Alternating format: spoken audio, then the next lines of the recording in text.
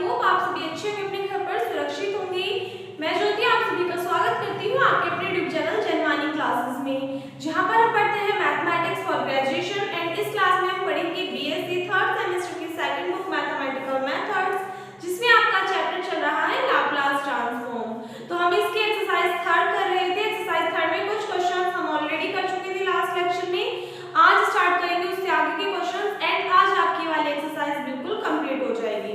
तो देखिए इसमें नेक्स्ट क्वेश्चन क्या है, prove that Laplace of this term is equals to this. आपको एक फंक्शन दिया हुआ है और आपसे क्या कहा है कि इस फंक्शन का लाप्लास ट्रांसफॉर्म निकालिए।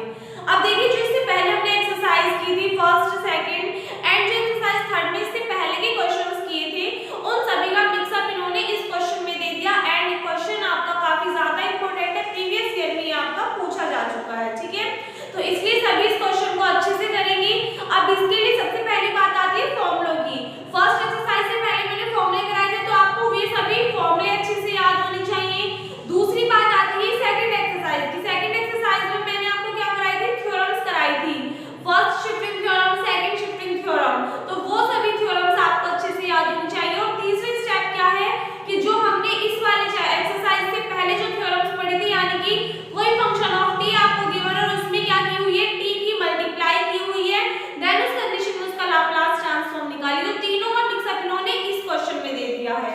तो सबसे पहले हम क्या करेंगे, हमें ये वाली साइड निकालनी है, प्रूफ करके दिखानी है किसके इक्वल है, इस वाले टर्म के इक्वल है। अब यहाँ से देखिए अगर हम e टू द पावर 80 को भूल जाए सेकंड के लिए, तो फंक्शन क्या बनेगा, t into sin 80। तो सबसे पहले हम क्या करेंगे, sin 80 का लाप्लास ट्रांसफॉर्म निकालेंगे, ठीक है। तो यहाँ से लाप्लास ट्रांसफॉर्म किसका निकालेंगे हम, sin 80 का। तो इसके लिए आपको फॉर्मूला पता होना चाहिए। sin 80 का लाप्लास ट्रांसफॉर्म किसके इक्वल होता है, a upon p square plus a square. और a की वैल्यू a ही है तो ये टर्म आ जाएगी। तो आप इसको क्या बोल सकते हो, फंक्शन ऑफ p बोल सकते हो, तो से फंक्शन ऑफ p। इसके बाद में यहाँ से आगे देखिए फंक्शन क्या बनता है, t into sin 80। तो हम क्या करेंगे, t into sin 80 का लाप्लास ट्रांसफॉर्म निकाल लेंगे। अब यहाँ से देखो अगर आपको याद हो तो मैंने क्या बताया था कि अगर t sin 80 है तो सबसे पहले फंक्शन ऑफ t का लाप्लास ट्रांसफॉर्म निकालेंगे। उसके बाद हम क्या करेंगे, उसकी अगर हम t में मल्टीप्लाई करते हैं देन बाय थ्योरम हमें पता है इसका लाप्लास ट्रांसफॉर्म किसके इक्वल होता है, -1 d upon dp function of p। तो यहाँ से अगर आप देखो -1 d upon dp function of p क्या है आपके पास में, a upon p square plus a square है। क्या करोगे, इस वाले फंक्शन का एक बार डिफरेंशिएशन कर दोगे तो minus sine as it is upon वाले टर्म आपकी एज इट इज आ जाएगी। a क्या है, कांस्टेंट टर्म, कांस्टेंट टर्म का डिफरेंशिएशन कितना होता है, 0। फिर माइनस साइन आएगा, माइनस ऑलरेडी है तो माइनस माइनस क्या हो जाएगा, प्लस। a आपका as it is p square का डिफरेंशिएशन करना कितना आएगा, 2p आ जाएगा। और a स्क्वायर का करोगे तो फिर से वाली टर्म 0 हो जाएगी। एंड अपॉन वाले टर्म का क्या आ जाएगा, स्क्वायर, तो p square plus a square का होल स्क्वायर। यहाँ से ये वाली टर्म तो 0 हो गई, तो ऊपर कितना आ गया आपके पास में, 2ap upon p square plus a square का होल स्क्वायर। ये किसकी वैल्यू निकाली हमने, यहाँ से लाप्लास ट्रांसफॉर्म निकाल दिया किसका, t into sin 80 का। बट एक्चुअल में क्वेश्चन में आपको क्या गिवन है, e टू द पावर 80 भी पता है। तो अब अगर आपको फर्स्ट शिफ्टिंग थ्योरम याद होगी, देन फर्स्ट शिफ्टिंग थ्योरम में मैंने आपको क्या बताया था कि अगर function of t e to the power 80 function of t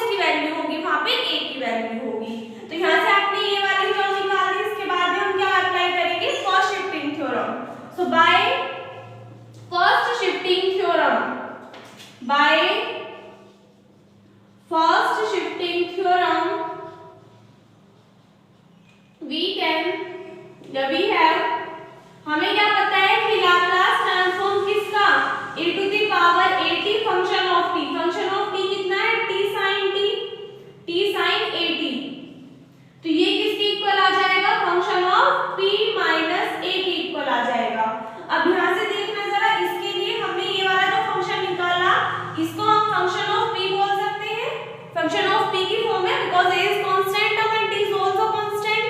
तो यहाँ से ये वाली टर्म में हमें क्या पुट करना है, p के प्लेस पे p माइनस a पुट करोगे। तो जहाँ पे भी p टर्म है वहाँ पे p माइनस a। यहाँ से देखना a की वैल्यू कितनी है, t का कोएफिशिएंट कितना है, a है, तो a की वैल्यू a ही रहेगी। तो इस वाले फंक्शन में p के प्लेस पे आप क्या कर दोगे, बस p माइनस a। तो यहाँ से टर्म कितनी बन जाएगी, 2a। p के प्लेस पे क्या पुट करोगे, p माइनस a अपॉन में टर्म कितनी बन जाएगी, p प्लस a का होल स्क्वायर। बिकॉज p का स्क्वायर है, p के प्लेस पे क्या पुट किया, p minus a। p minus a, तो इसका क्या हो जाएगा, स्क्वायर हो जाएगा, प्लस a स्क्वायर आपका as it is and complete term का क्या हो रहा है, स्क्वायर हो रहा है। तो ये क्या आ जाएगा, आपका आंसर आ जाएगा, जो कि हमें क्या करना था इस क्वेश्चन में, प्रूव करना था। ये प्रूव करना था इस क्वेश्चन में, तो ये क्या आ जाएगा, आंसर आ जाएगा। अब अगर एक लाइन और आप थोड़ा बढ़ा दो तो ये वाला आंसर आ जाएगा आपका। कैसे, यहाँ पे इसका होल स्क्वायर ओपन करना जरा, 2a into p minus a। ये a माइनस b का होल स्क्वायर का फॉर्मूला बन रहा है, ओपन नीचे a square plus b square minus 2ab, तो कितना आ जाएगा, माइनस के 2ab एंड प्लस कितना है, a स्क्वायर। यहाँ से सॉल्व करोगे, ऊपर टर्म रहेगी 2a p minus a, upon में टर्म कितनी आ जाएगी, p square minus 2ab, a square में स्क्वायर ऐड करोगे कितना आ जाएगा, 2a स्क्वायर का होल स्क्वायर। तो दोनों में से कुछ भी ले लो, दोनों ही आंसर आपके क्या होंगे, करेक्ट होंगे। बट हमें प्रूफ करके दिखाना था, तो हमने ये प्रूफ करके दिखा दिया। ठीक है, इसी के साथ में हमारा क्वेश्चन आपका कंप्लीट होता है, एग्जाम में आया हुआ है, काफी इंपॉर्टेंट क्वेश्चन है, नोट करिए। इसके बाद में नेक्स्ट क्वेश्चन देखिए क्या है, find Laplace transform of sin hyperbolic t upon t। तो इसमें भी आपको sin हाइपरबोलिक ag का लाप्लास ट्रांसफॉर्म का फॉर्मूला याद होना चाहिए। कितना होता है, a upon p square minus a square. सिर्फ डिफरेंस कितना होता है, अगर हाइपरबोलिक ना हो देन जो आपका डिनोमिनेटर होता है उसमें बीच में प्लस साइन होता है, और अगर हाइपरबोलिक आ जाए तो उस कंडीशन में क्या आ जाता है, माइनस साइन आ जाता है। ठीक है, तो सबसे पहले हम क्या करेंगे, ये आपकी लास्ट वाली थ्योरम अप्लाई होगी यहाँ पे, जो इस एक्सरसाइज से पहले थ्योरम्स लिखाई थी। तो सबसे लास्ट थ्योरम क्या थी कि अगर आपको फंक्शन ऑफ t दे रखा है और उसमें डिवाइड कर रखा है किससे, t से, तो उस कंडीशन में हम क्या करते हैं, सबसे पहले फंक्शन ऑफ t का लाप्लास ट्रांसफॉर्म निकालते हैं, एंड देन उसके बाद में अगर हम कंप्लीट फंक्शन के लाप्लास ट्रांसफॉर्म की बात करें तो वो किसके इक्वल होता है, integral limit p to infinity function of x into dx। Ma'am function तो t में दिया हुआ है, तो फिर x कहां से आ गया, तो x क्या करेंगे, जो भी आपको फंक्शन गिवन होगा उसमें क्या करोगे आप, जो आप फंक्शन ऑफ p निकालोगे, फंक्शन ऑफ p का जब भी आप लाप्लास ट्रांसफॉर्म निकालोगे तो फंक्शन ऑफ p की फॉर्म में मिलेगा। फिर फंक्शन ऑफ p में आप p के प्लेस पे x पुट कर दीजिएगा, देन आपको वहां से फंक्शन ऑफ x मिल जाएगा। उसके बाद में इसमें वैल्यू पुट करोगे तो आपके पास में क्या आ जाएगा, लाप्लास ट्रांसफॉर्म आ जाएगा इस कंप्लीट फंक्शन का। ठीक है, तो सबसे पहले क्या निकालेंगे हम, लाप्लास ट्रांसफॉर्म निकालेंगे किसका, sin हाइपरबोलिक t का। अभी मैंने बताया कितना होता है, a upon p square minus a square. a क्या होता है, यहाँ पे जो t का कोएफिशिएंट होता है, t का कोएफिशिएंट कितना है, 1 है, तो टर्म कितनी आ जाएगी, 1 upon p square minus a square, यानी कि 1 का स्क्वायर करोगे तो 1 ही आएगा। इसको आप क्या बोल सकते हो, फंक्शन ऑफ p बोल सकते हो। तो यहाँ से मान लेंगे late p is equals to x, then function of x कितना आ जाएगा आपके पास में, 1 अपॉन x स्क्वायर माइनस 1 आ जाएगा।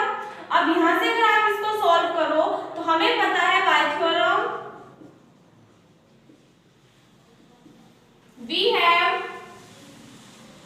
तो फॉर्मूला पढ़ा होगा आपने 1 अपॉन x स्क्वायर माइनस 1 के इंटीग्रेशन का। तो थ्योरम के अकॉर्डिंग हमें क्या पता है कि अगर हम लाप्लास ट्रांसफॉर्म निकाल रहे हैं किस फंक्शन का, sin hyperbolic t upon t का, देन ये किसके इक्वल होगा, integration limit p to infinity function of t, sorry function of x into dx। तो integration limit p to infinity function of x कितना है हमारे पास में, 1 upon x square minus 1 into dx। अब आपको फॉर्मूले याद होंगे इंटीग्रेशन के, क्या, 1 upon x square minus a square into dx। Formula क्या होता है, 1 upon 2a log x minus a upon x plus a, यही होता है भाई।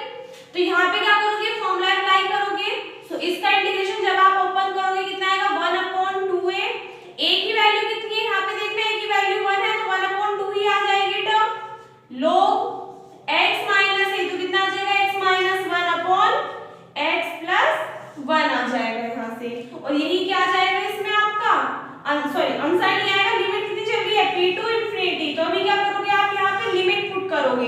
तो देखना जब आप अपर लिमिट पुट करोगे तो x के प्लेस में इनफाइनाइट पुट करोगे तो कंप्लीट टर्म क्या हो जाएगी, इंफिनिटी हो जाएगी।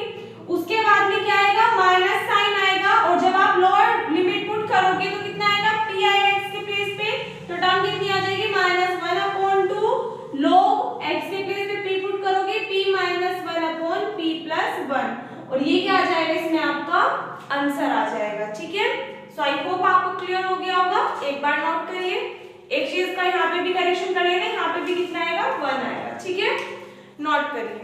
इसके लिए कंफ्यूज नहीं होना। कंफ्यूज किस लिए नहीं होना कि कभी आप फिर से एक्सरसाइज का आंसर मैच करने की बात करने लगो कि आंसर तो मैच ही नहीं करना। उन्होंने क्या किया हुआ है, यहाँ से जो माइनस साइन है, आपने एक टर्म पढ़ी होगी कि n log m किसके इक्वल होता है, log m to the power n के इक्वल होता है।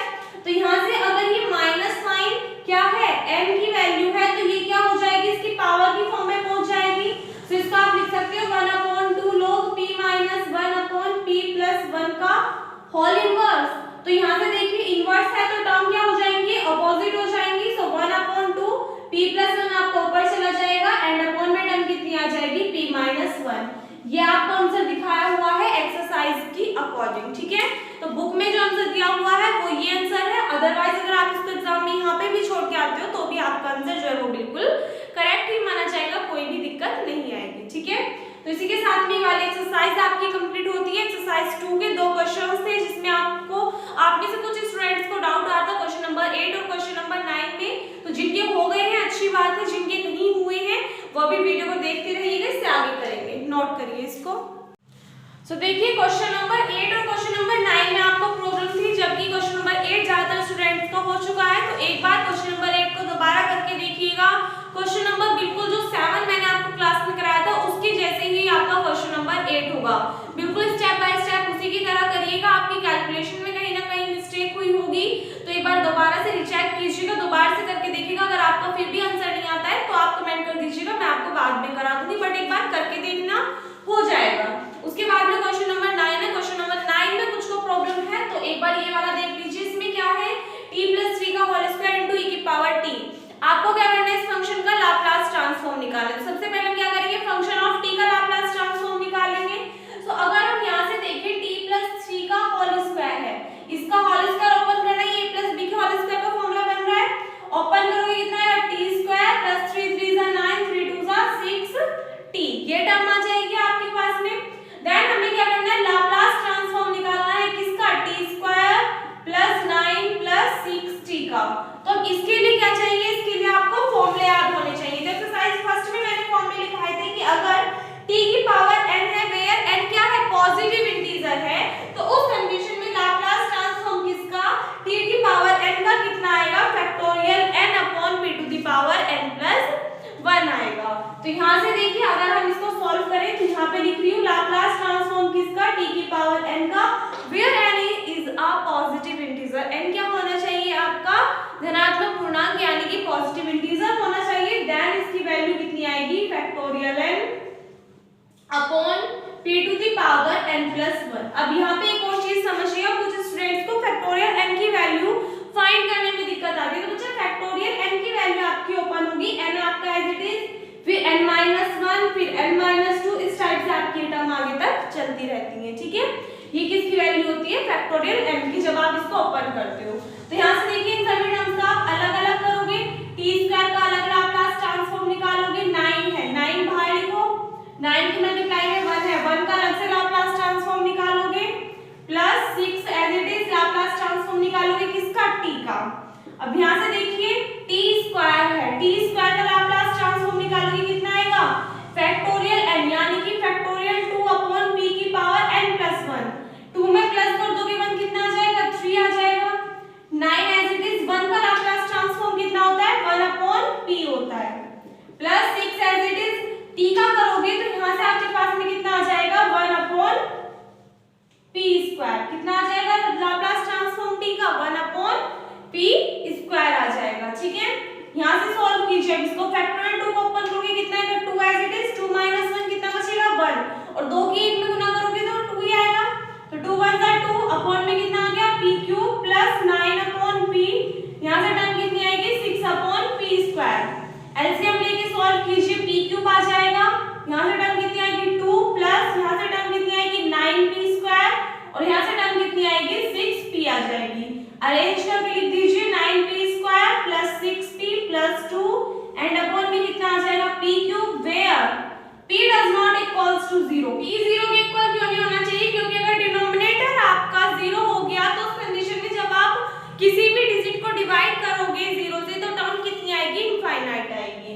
तो ये यहाँ पे आपके पास में लाप्लास ट्रांसफॉर्म किसका निकला, इसको हम किस फॉर्म में लिखते हैं t + 3 का होल स्क्वायर, तो इसका लाप्लास ट्रांसफॉर्म निकल गया। बट एक्चुअली में हमें निकालना है किसका, इस वाले टर्म का। तो इसके लिए हम क्या करेंगे, यहाँ पे फर्स्ट शिफ्टिंग थ्योरम अप्लाई करेंगे।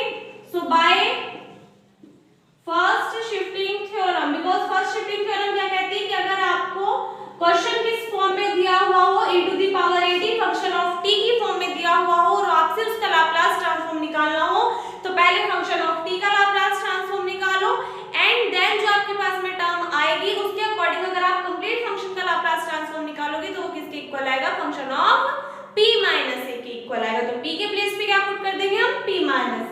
So by first shifting theorem Laplace transform किसका निकालना है हमें, t + 3 का होल स्क्वायर इनटू e⁻t, तो किसके इक्वल आ जाएगा, function of p - a। Function of p हमने यहाँ से फाइंड आउट किया, इसको बोल सकते हो आप फंक्शन ऑफ p। तो यहाँ पे p के प्लेस पे क्या पुट करोगे, p - a। a की वैल्यू कितनी है, यहाँ पे 1 है, तो p के प्लेस पे क्या पुट कर दोगे आप, p - 1। तो यहाँ से आपके पास में टर्म कितनी आ जाएगी 9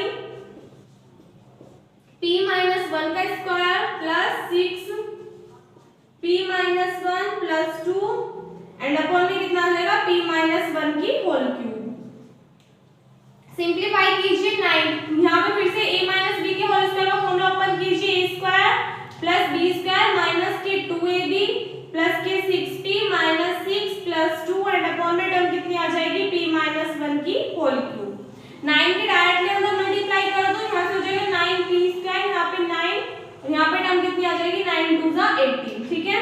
अब इनको सॉल्व कीजिए, यहाँ पे कितना है 9p स्क्वायर है, यहाँ से -18 है, ये प्लस के 6p है, -18 प्लस 6 कितना बचेगा, माइनस के 12p, 6 और 2 -6 प्लस 2 कितना आएगा, माइनस के 4 एंड प्लस 9 कितना बच जाएगा, प्लस के 5 और अपॉन में टर्म कितनी है p - 1 का whole cube and that is our required answer, जो कि हमें क्या करना था इस क्वेश्चन में फाइंड आउट करना था।